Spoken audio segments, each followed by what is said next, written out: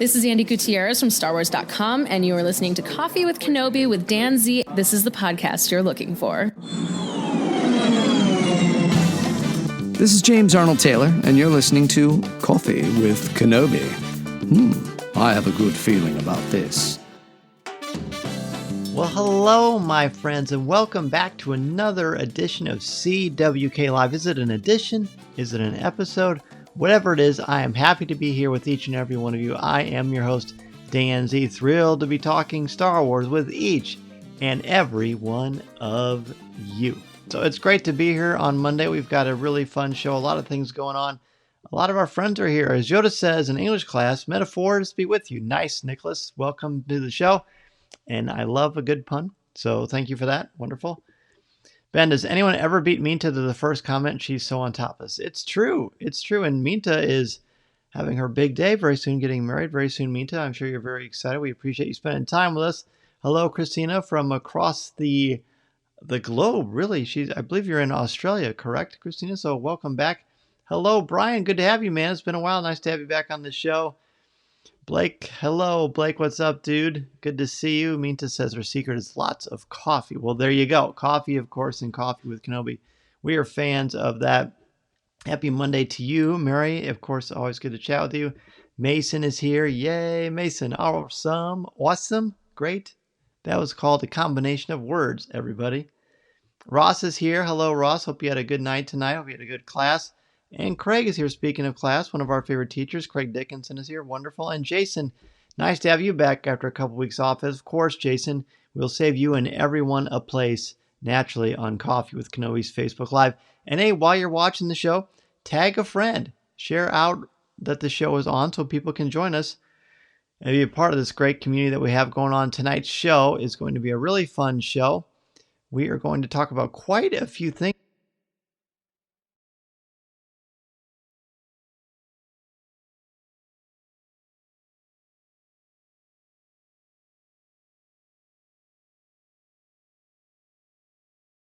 Updates to share with all of you. Here is our top 5 Bad Batch members logo. I think this is a kind of a perfect shot of our favorite characters from the Bad Batch. Looking forward to seeing what everyone's top 5 is. Daniel is here. He says, been busy the past few Mondays, so a bit behind, Daniel, no problem. Always great to see you. Mason Blake says, what's up, Mason, my dude? That's right. Someday it'll be fun for everybody to get back together, meet, and hang out. That's going to be fun. Speaking of hanging out, I didn't talk about this last week on the show, but if you are going to Celebration, you probably saw online we're doing a big podcast meetup like we do every time there is a celebration. Coffee with Kenobi likes to spearhead that and get everybody together. All different podcasts and podcasters and podcast fans and listeners are welcome to join us. It will be at the Marriott across the way from the convention center. It'll be on that Friday evening. We were a little less than a year away from that, but trust me, we're going to be promoting it a lot. If you're listening to the show, if you're a fan of Star Wars podcasts in general, we'd love to see you, love to have you there, love to meet you and hang out. It's very fun. The one in Celebration Chicago was an absolute Coffee with Kenobi highlight for me. In fact, that's where I met LJ and a lot of people for the first time. So very good. All right, let's go ahead and take a look at what is brewing in the world of Star Wars this week.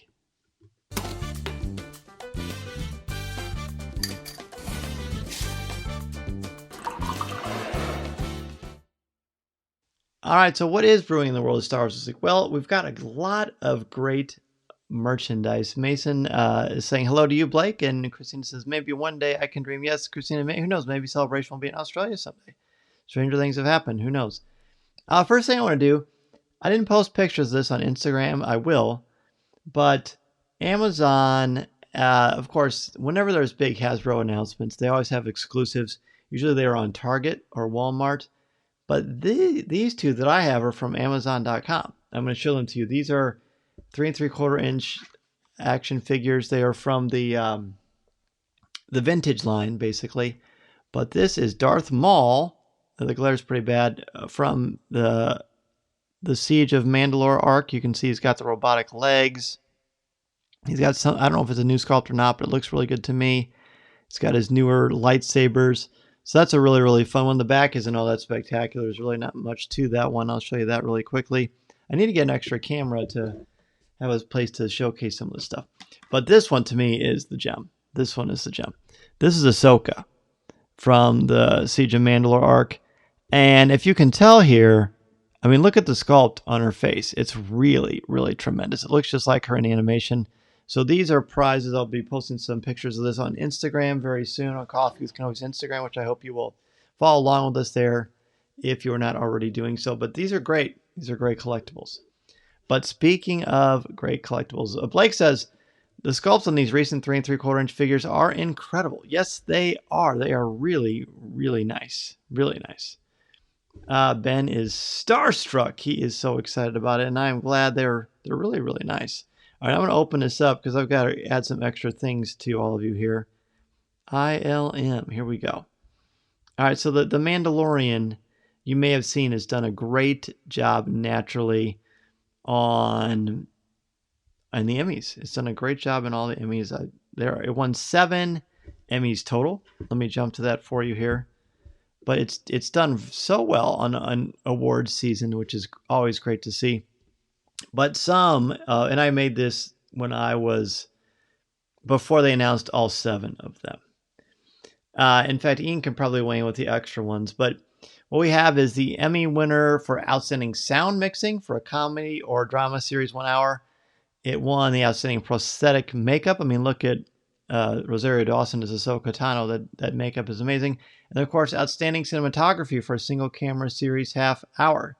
So that's just 3 of them. It won the Mandalorian won 7 total.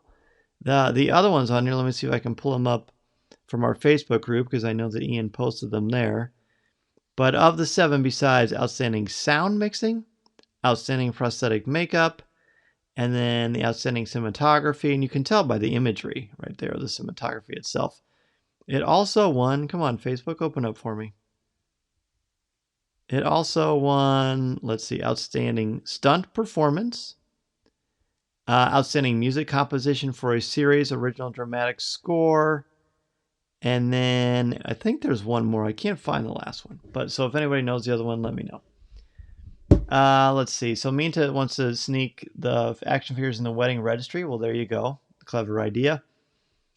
Ian says he's not prepared for his list, but wanted to be with all of us. Hey, Ian, we're always happy to have you. I have faith in you. You can make it up on the fly. We'll never know the difference. Jason says there shouldn't be any maybe involved. Minta, there's your wedding advice from Jason. Ian says 7 and counting. Hopefully many more next Sunday night. I hope so too. Blake says this show deserved every award that it won, and Jason, Mary is agreeing with you. Awesome. Christina's going to try to wing it. We're going to try to wing it too. Very good. Let's talk about some action figures. Now, some of these pre-orders already went up. Hasbro had a big reveal last week. They did them with Marvel today. They're going to be doing them with G.I. Joe later. But this is the retro line, which is my very favorite line. And this is the prototype Stormtrooper. They did a prototype Boba Fett, which I absolutely loved, but I wasn't able to get it. This is a Target exclusive. This one's already sold out naturally. I didn't snag one yet, but who knows? Maybe I'll see one at Target. Very hard to say. Cameron says, heck yeah, Team Mando. Yeah, we're all big Mando fans for sure. And Cameron, good to have you. Ben says he hopes the Bad Batch gets some awards next year. That would be very nice. Very nice. Nicholas says when his parents were married in 1998, their friends tied Star Wars figures instead of cans to the back of the car.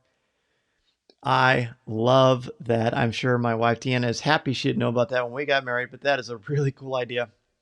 Although I probably would have been worried that my figures got torn up. Who knows? But I like that, Nicholas. It's fun. Blake's iffy on the prototype figures since the prototypes are all one color, I'm sure. But man, they look awesome. Yeah, I like the uniqueness of them. I like the one particularly that's all blue on the very left, honestly. I think the different colors is just probably just to get collectors to chase them down, is my guess. But the prototypes themselves, you know, they're usually different colors as they're trying to kind of map it all out officially. But really striking, I think. And then we've got this is a black series representing Power of the Force line. This is Princess Leia Organa in her Yavin 4 outfit, which is really cool. I think that one sold out pretty quickly. Did anyone, by the way, while we're doing this, did anyone have any luck ordering these things? Because I know a lot of people really were very excited about them. Very excited about them, and rightfully so. And then on the right, we've got a newish line that Hasbro has been doing for their Black Series figures. Did anyone order these? This one is Grief Karga. If you look a little more closely, you can see that it's a very, very different paint scheme. I'm looking up the official descriptions right here. But they always come with very special collectibles attached to them. I'm opening up right now so we can take a look. So we've got Grief Karga.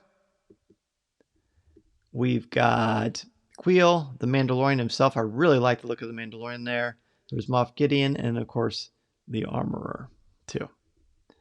Let's see. So Ian says those Mando concept art Black Series figures are so cool, so I ordered the Mando from Amazon. Good deal, Ian. And am I right that the thing above them is almost like supposed to be a piece of Beskar, I believe. Blake loves the figure, but he loves the authenticity of the Power of the Force packaging even more, and I'm someone who opens all his figures. You know, I can understand that. Some of these, they just need to be open because they just look so cool. I mean, they really do. They're just very, very striking. I'm a big fan of what they do. And these are, again, the concept art, which is what you see at the end of every episode of The Mandalorian anyway. So it's really cool. So there are the figures for that one. Let's see. Here's the actual information itself. Let's see. I'll take a look at the next one for you. This one is very striking. This one, yeah, Imperial credits. That makes more sense. Yeah, it didn't look like Beskar to me. Imperial credits makes way more sense. I think I need to wear glasses when I'm doing the show. I think that might be part of the problem. Yikes. I guess we are there, friends. We are there. Or I'm there anyway. So this is from this is the Jet Trooper from Star Wars Battlefront 2. Mason is super excited about this one. This replicates the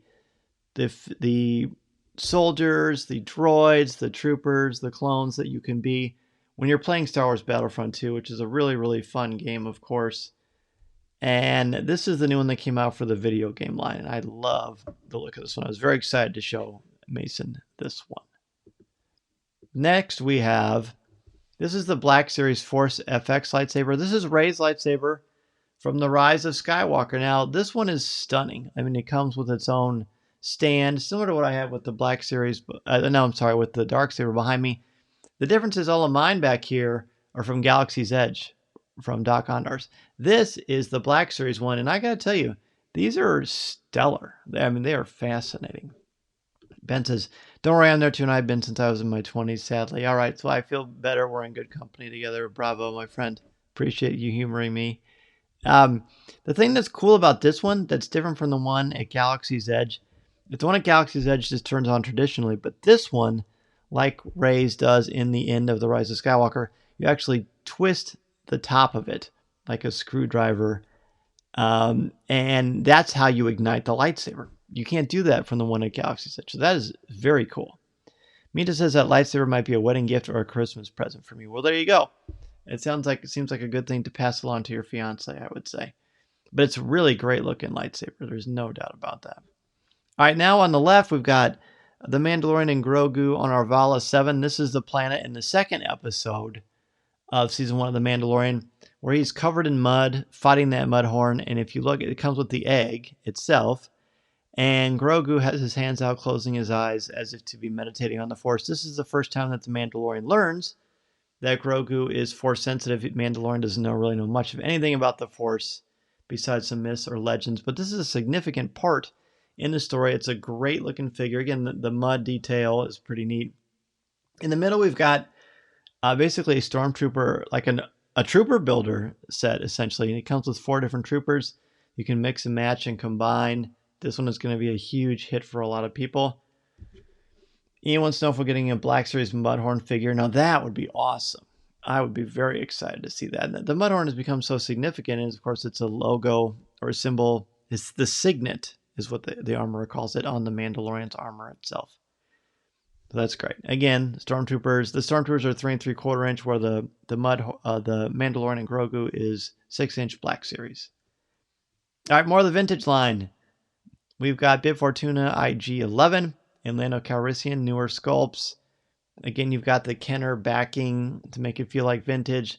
But then the photorealistic detail in the figures is really, really nice. These are 3 3/4 inch figures as well. Blake says, I really wanted those troopers, but 2 or 4 of them are the same thing. But can you ever have enough troopers? So justify. Did you order them, Blake? I was thinking the same thing. They look too similar, but it is fun to have them. Daniel agrees. He says the TK set is really rad, and I agree with that. Then we've got Lobot and we've got T-Bow. We get a lot of love for the Ewoks these days. But with Lobot and then back to Lando Calrissian, very Empire Strikes Back heavy as well. So that's pretty neat. I often wonder how they make the decisions to select the ones that they do, but I know that they do a lot of research. They talk to collectors and fans, and they also dive into things that they liked when they were collecting back in the day as well. So there you have it. I think that's it. Yeah, that's it for the collections, but there's some fun stuff there. Some really, really cool stuff. Speaking of really cool stuff, again, I haven't gotten my email update yet because Disney hasn't announced when we can start booking these things, but if you are considering getting added to the interest list for the Star Wars Galactic Star Cruiser, you need to go no further than the official travel partner of Coffee with Kenobi, MEI, and Mouse Fan Travel. Email StarCruiser at mei-travel.com to be added to the interest list. Certainly let them know that Dan Zare and Coffee with Kenobi sent you. The way it works is you're going to be on the list, the interest list, so that when we can start booking these, you at least have a chance to say no. You have a chance to say yes. You have a chance to get your name on the list. I anticipate this will book up really quickly. I guess we will find out very, very soon. But it's a no cost, no obligation email situation. So just to give yourself a chance to consider what you want to do, that would be the option for you. Ben wants to know, what is the Rey lightsaber made out of? That's a good question. I think it's just, they're all just the same kind of nice, heavy plastic, from what I can tell. Just like the other Black Series ones that have been made over the years. That they first were Master Replica made them, and then Hasbro took over and made their version of the Force FX lightsabers. They're very nice. They're very nice. I'm a big fan. All right, let's go ahead and jump into our top 5. We're already 17 minutes in the show. We haven't even jumped into our top 5 yet. Wow. Well, this top 5 is top 5 Bad Batch members. You got a lot of great heroes to choose from. There's some surprises, maybe some upsets. I enjoyed filling out my list. A few things went different ways than I expected, but I'm looking forward to this one. I mean, I really miss talking Bad Batch. I really miss seeing new Star Wars every Friday morning. We're certainly going to see Star Wars Visions in the next 2 weeks or so, but in the meantime, we're going to talk a little bit more about the Bad Batch. Amber, no sorry necessary. Happy to have you back on the show. Okay, let's do our top 5s. My number 5 is, I don't remember what I put. Oh, now I do. Yes, I put Tech, the same as Mary's, Tech. Tech is a really cool character that grew on me. I know Tom Gross is a big fan of Tech. I think he's fun. I like that he is very logical and practical, but I also like that he shows heart and wisdom in a very straightforward, non-emotional way, but there's emotion behind his decisions. It makes him a little more complicated, a little more interesting, so that's why he's my number 5. Number 5 for Minta is Crosshair. Wow. So despite that, his moral compass is off. He's a great shot, and he stays true to himself. Well, Minta, that is a good way to phrase it. Crosshair definitely stays true to himself, so I can respect that. Amber's number 5 is Echo. All right, Nicholas's number 5 is also Echo. How about Echo? And then Echo is, well, I think the joke is sort of self-inherent there. Echo, I love it. Echo's been through a lot, from being caught in an explosion to having much of his body replaced with machinery. Even though Echo's technically a reg, the Bad Batch still considers him a member of the team. Yes. And after what's happened to him, it's almost could be argued that he's not a reg too, but I know exactly what you're saying. Jason's number 5 is Hunter. I love his dedication to his squad, and I can relate to him on a parenting level. Oh, good choice, good call. Okay, I don't want to miss anybody here. Very good. Jason's number 5 is Hunter. Christina has Tech for her as well. She enjoys his dry sense of humor. Very good. Ross number 5, Sid, just to mix it up a little. I'm bringing Sid into this. That is a bit of a surprise. Ross says it's almost a love-hate relationship between her and Clone Force 99, but she's in the crew thanks to Omega as far as I'm concerned. Interesting. I wonder if other people will feel the same way about that. Ian's number 5, Echo, if for no other reason. Is there an Echo in here? Yes, I'm Echo. Yep, that humor is good stuff. 5 is also Echo. Look at this. This joke's writing itself. There's an echo on using the word Echo. Blake says, as far as his role in Bad Batch, it wasn't enough for me, which is a shame because his introduction to the group was fantastic, and I still maintain Echo has the best looking armor of any member of the Bad Batch. That helmet is stellar. Ben's number 5 is Tech. His humor and wit make him a fun part of the batch. It's a nice addition to his role as the brains of the bunch. Awesome. Very cool.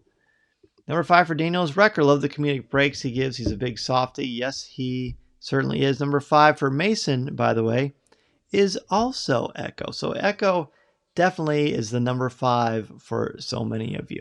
Interesting. I thought he'd be a little bit higher, but hey, that's cool. Let's go to number 4. Number 4 for me is Wrecker. Now, Wrecker would have been number 5 for me, but the fact that he's not necessarily very nuanced, but the fact that he's got heart and kindness and he's nice to children, especially Omega, is excellent and is certainly a way to win me over. So I would put Wrecker at number 4. Plus, he's got some great moments. And when Wrecker when the inhibitor chip affected him, that one episode just for a little bit of time, that was very frightening. And that was good storytelling. So Wrecker is definitely my number 4. Let's see. Wrecker, Christina says Wrecker is the heart of the group, and I love his big brother relationship with Omega. Awesome. Mary's number 4 is Echo. Amber's number 4 is Tech. Minta's number 5 is Wrecker. Beneath his tough exterior, he can be a softie, especially when he's around Omega. Yes, did I say that already? I can't remember. Ross, number 4, Hunter, a solid leader who has learned to swallow his pride and listen to others in order to evolve as a person. Definitely.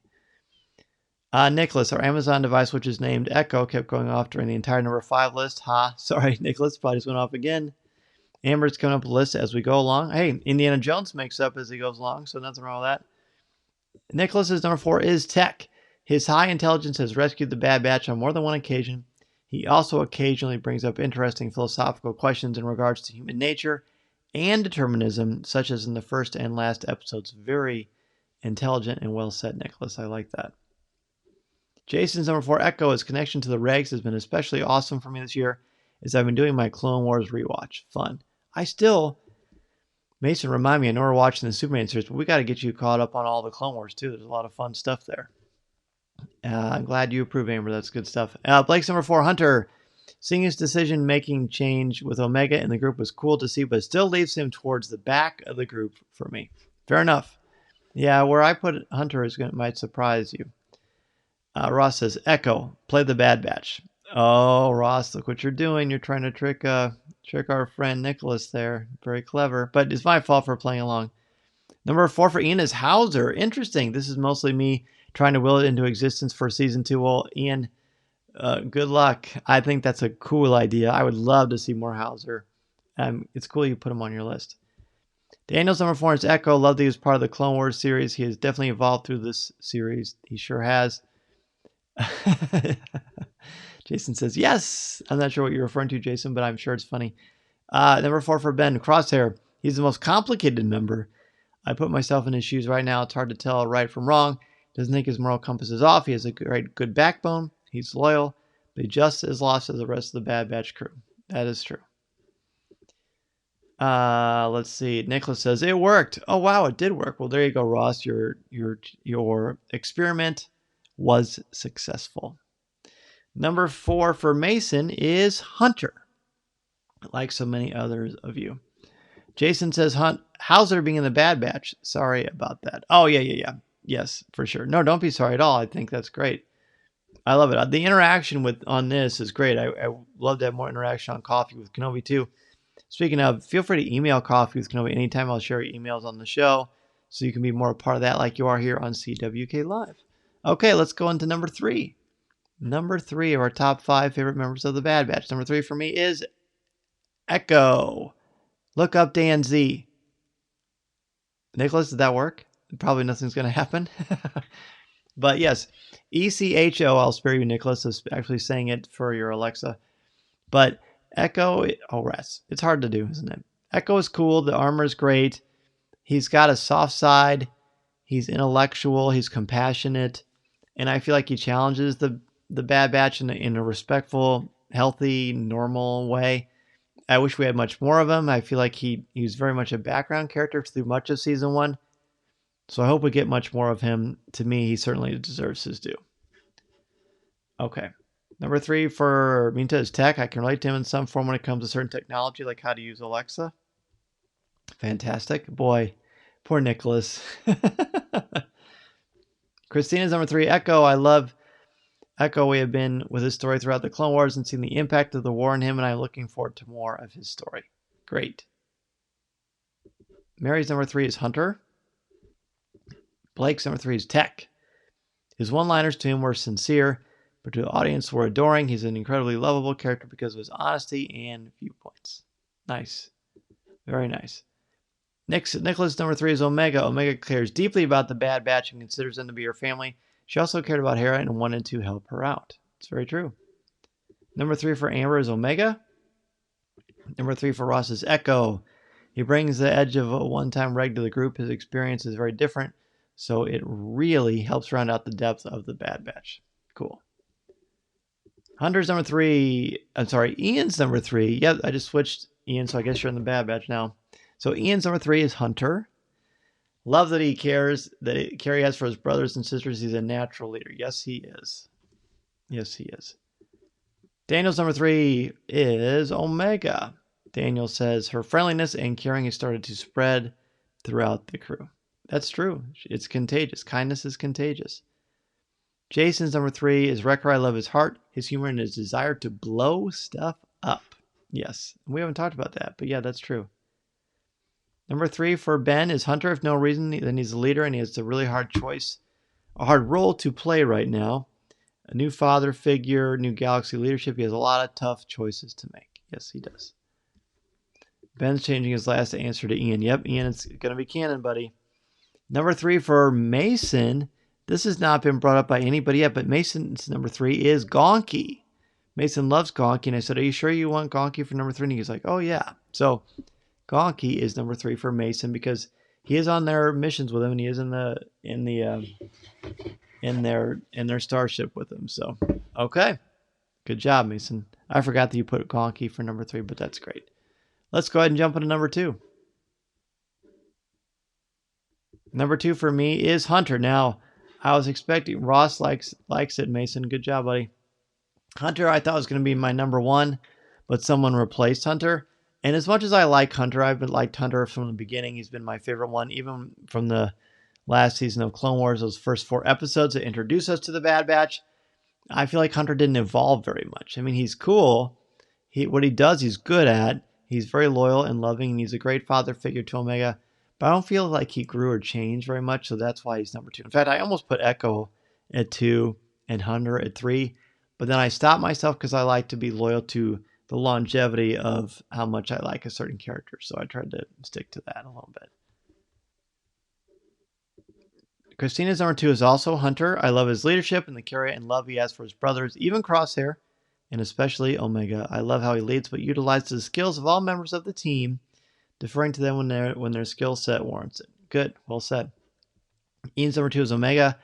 Her empathy is unmatched. She's wise beyond her years. I can't wait to see how her story develops. I'm not going to read the last part because we don't speculate on Coffee with Kenobi. And come on now, buddy. Minta's number 2, Echo, knowing that he went through a harrowing journey from a rake to being a member of the Bad Batch, proves he can adapt to any environment or situation. That's true. That's very true. Number 2 for Amber is also Hunter. Number 2 for Ross is Wrecker.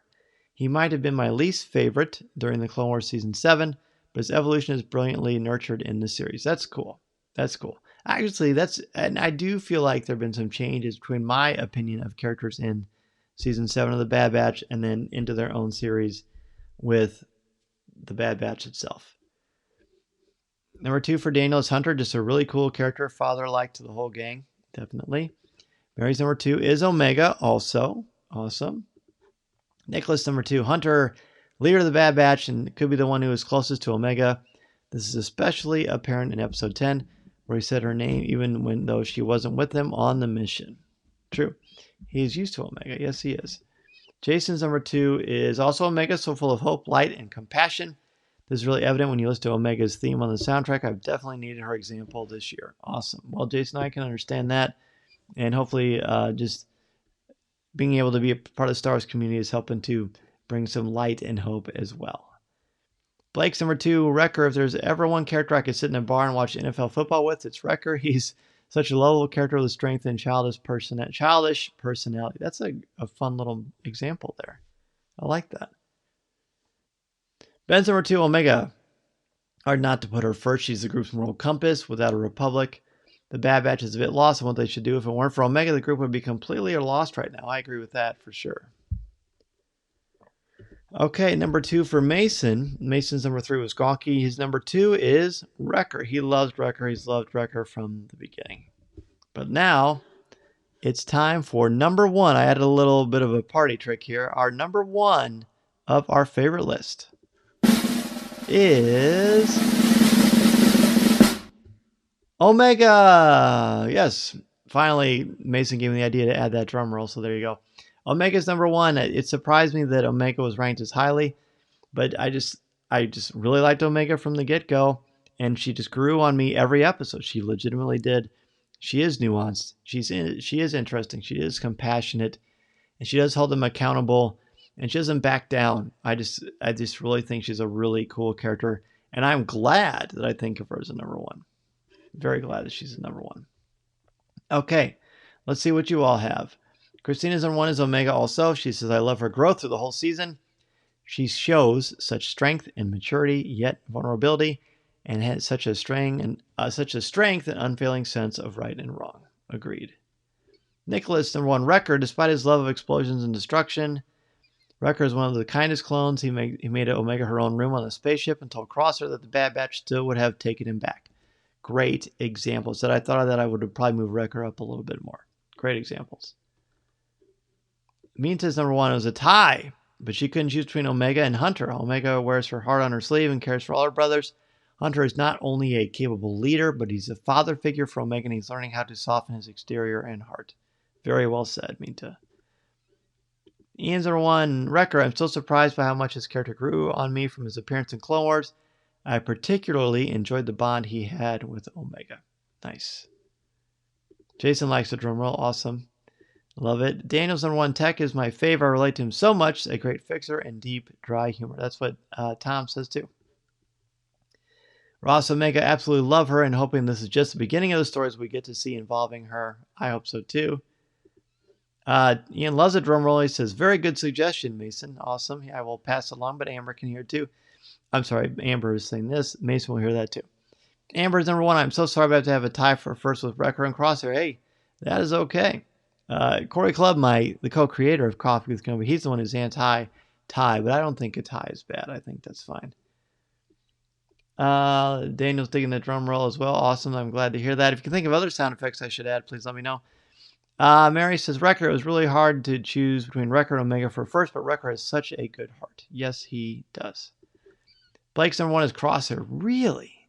He has such depth to his character, but I know we've been hinted at, but haven't fully explored. I'm mostly excited for season 2 because I want to see this character progression. Yeah, Crosshair drives me so nuts I couldn't put him on the list, but he is interesting, and I'm sure he will evolve. So I think it's cool you put him on there, Blake. Jason's number 1, Tech. I love his high level of skill and competence, his fighting style, blaster one hand, data pad in the other, and his one-liners. I like the way you phrased that. That was good. Ben's number 1 is Omega. Ben's number 1 is Wrecker. I never expected he'd be first, but this show made me love him. He's a brawn with a big heart, making Omega a rune, the Mantel Mix tradition. He's a reminder to adults that while we do grow up and need a part to play in the world, we should never stop being the kid at heart. Mark Twain felt the same way, by the way. So, right on. Brian says, Crosshair 2, I feel a very Vader-esque redemption coming. Also, his armor before it was changed was awesome. I agree. I wish they didn't change it. Also, twist that the chip was already removed was a jaw dropper. It was, and I need to know more about that because something feels off about that. The doctor called and he said that I need more drum roll. You sure about that? You got it, brother. Nicholas honorable mention is Crosshair are great heroes need great rivals, and Crosshair is exactly that. Alas, Crosshair's dedication to following orders caused him to join the Galactic Empire. Daniel wants X-Wing blaster and lightsaber sound effects. Okay, we can do that. By the way, Mason's number 1 is also Omega, which didn't surprise me. I know how much he loves Omega. In fact, I think she's one of your favorite Star Wars characters, right, Mason? I think that's true. Jason's honorable mention is Echo's Droid Crew. Oh, Echo's Droid Crew is a good choice. I love Echo's Droid Crew. They were tons of fun. Tons of fun. Speaking of tons of fun, I've got a real challenge for you next week. Blake says, to add on my thoughts, the Crosshair was the only member where we could never guess what he would do or how he would act. Blake, that's a great point, my friend. That's a great point. And that does add to the cool factor to me as well. Minta's honorable mention is Sid. He loves the sass. And Mary says, Jason, that's great. The Droid Crew, absolutely great. All right, speaking of great, or I shouldn't say speaking of great, but speaking of challenging, next week's top 5 is going to be a little bit different. I'm going to make you put on your critical thinking hats. This one's going to be a tough one. Your top 5 Star Wars what if topics. So there is no what if coming to Star Wars. Okay, let's be clear. I'm not announcing anything. I'm not spreading rumors because I do not do that. I can't stand rumors. You all know that. But I'm saying if we could create a what if for Star Wars, what top 5 topics would you like to see made into special shows? I've been thinking about this for a while. I was debating doing it on the main show, but I feel like with our community, a top 5 would be great. Christina's honorable mention is AZ. Oh, AZ1. Very cool. Ben says I should have ranked all these top 5 with Sid's nickname for them. Ooh, that would have been fun. So Ian likes the idea. Minta's fired up. Amber says that's tough. Daniel says, oh yeah. Ross says, great now. Hardly sleep this week. I know. This will be the best top 5. I'm glad I can certainly do lots of critical thinking type questions right there. Jamie, what's up, man? He says, hi, everyone. I had to pick up my son from class. Was able to listen throughout while driving, but could not message. So Omega was my number 1, too. No problem. I think that's so cool. I'm glad you're able to listen while you're driving. That's really fun. I always wonder how people watch the show, too, by the way, or listen. But that's great. Jamie, great to have you, buddy. We just announced top 5 for next week is top 5 Star Wars what if topics. If you could decide what the Star Wars topics would be if there were such a show on Disney Plus. Mason and I love what if. We're going to talk a lot about the zombie one on Pour Over the next couple of weeks as well. But now it's time to move on from top 5s and do some Star Wars trivia. Mary's excited for the top 5. Good. And yeah, anything Star Wars is fine to me. It doesn't matter what era, animation, film, whatever. I think that would be fine. All right, let's do some Star Wars trivia, everybody. You know the rules here. The rules for Star Wars trivia are very simple. I ask you the questions. Go with your gut. And answer. No Googling or looking anything up. Okay. Yeah, Ian says, how come you've forgotten Gonky? Mason's the only one who had Gonky. So how about that? And so there's still some Gonky love there to be represented. All right, we don't have as much time tonight for trivia, but no worries. We're going to make these questions good and fun. Again, don't look them up. Don't look in the Star Wars book. You can read the Star Wars book later. Be sure just to do your best. Okay, question number 1. Let's see. What omnipresent droid, due to its boxy shape, did production designers refer to as a dustbin droid? This is a tricky one. What omnipresent droid, omnipresent means always around, by the way. What omnipresent droid, due to its boxy shape, did production designers refer to as a dustbin droid? I like this question. It's a challenging question. What omnipresent droid, due to its boxy shape, did production designers refer to as a dustbin droid? Amber missed Star Wars trivia. Good. It is back now. Minta says mouse droid. Christina says gonk droid. Mary says mouse droid. Ian says astromech. Nicholas says mouse droid. Jason says mouse droid. Ross says mouse droid. Blake says gotta be gone. Does that mean you're leaving, buddy? Oh, gonk. Okay, good. So you can't leave yet. It's not over yet, man. Amber says mouse droid. Blake says a gonk droid. Ben says a gonk droid. Daniel says a mouse droid. Mason, what do you think, buddy? What omnipresent droid, due to its boxy shape, did production designers refer to as a dustbin droid? Mason says a gonk droid. And Brian says a gonk droid. The answer, power droid or gonk droid. So gonk droid is the right answer. Ding, ding, ding. Or should I say, when I say ding, ding, ding, that's one ding, but it'll do. Okay. Who does Anakin call a great pal? Who does Anakin call a great pal? Interesting, Amber says. Who does Anakin call a great pal? This is one I really would have had to think about. Jason says C-3PO. Ben says, there is the cowbell. I need more cowbell. Cowbell. Yeah, good idea. Jamie says C-3PO. Nicholas says R2. Ben says C-3PO. Christina says 3PO. Amber says R2. So we've got a love for both of the popular droids. Mita says 3PO. As does Ian. Again, the question is, who does Anakin call a great pal? Mary says 3PO. Padme, when people start not minding their business. Mason says C-3PO. Daniel says 3PO. The answer is, I know I'm going to overdo this, but I can't help it anyway. The answer is, who does Anakin call a great pal? C-3PO. There you go. Ross is going to go with the group and say C-3PO as well.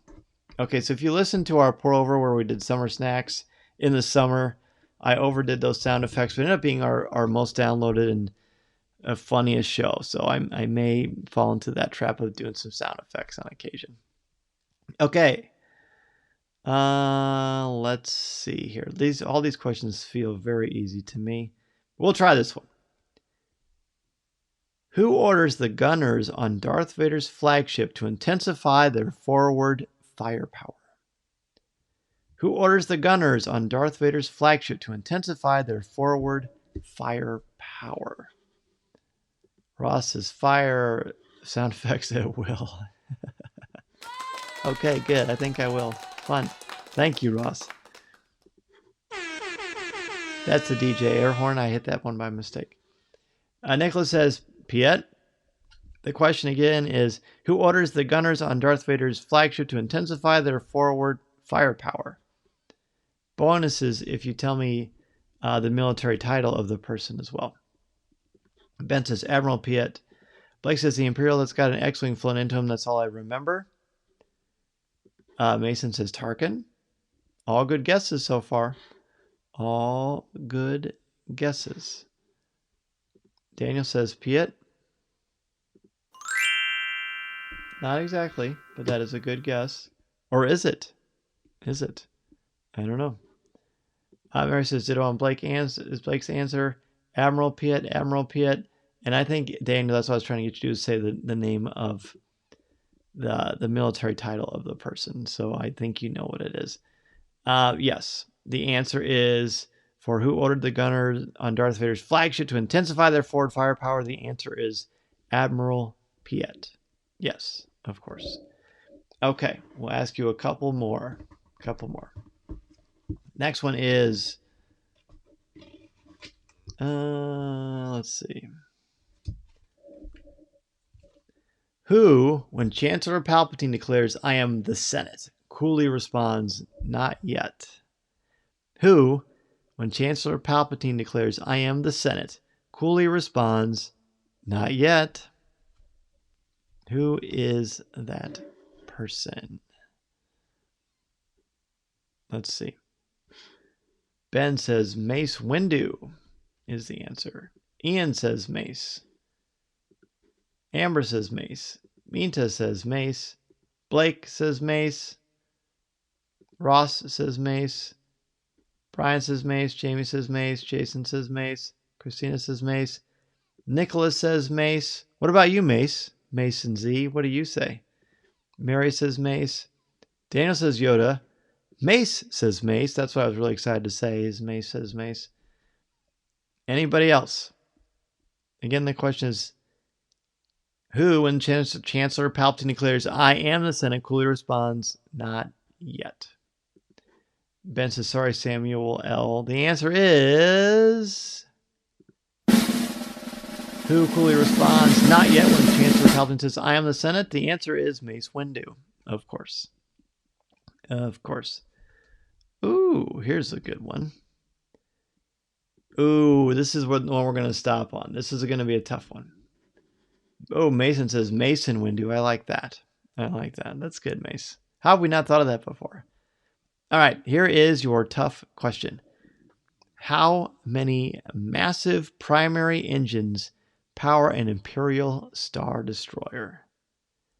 How many massive primary engines power an Imperial Star Destroyer? Wow. That is a doozy. Ian says, you have me convinced, Daniel, with Yoda. Yeah, I know. I thought about that too, because I thought that was like when they had their big fight scene in the Emperor's throne room on Coruscant. So Ian says 6. Nicholas says 5. Daniel says 4. Jason says 3. Ross says 6. Minta says 8. Brian says 7. Mary says 6. This is a great question because there's so many different answers, which I really like. Mason says 6. Christina says 4. No idea. Amber says 7. Let's see. Ben says 4. Who else? How many massive primary engines power an Imperial Star Destroyer? A really tough question. Daniel had Mace, but went with Yoda. I think it was a good guess, Daniel. I would have probably guessed Yoda as well. Again, last time, the question is, how many massive primary engines power an Imperial Star Destroyer? The answer is 3. 3 is the answer. 3 massive primary engines power an Imperial Star Destroyer. I don't know what I would have guessed. That was a tricky one. Usually they're not that difficult, but this was fun. We were challenged. We had some easy ones. We got to talk Star Wars. I know when I was growing up, or even in college, or when I was out of college, I always wanted to play Star Wars Trivial Pursuit, and people would never play with me. So I am very glad that I have all of you to play Star Wars Trivia with every single month. I think it's great fun. Speaking of great fun, let's jump into Ask Dan Z, shall we? This is where, of course, you can ask me anything about Star Wars or anything I'm allowed to talk about, podcasting, what have you. Let's go.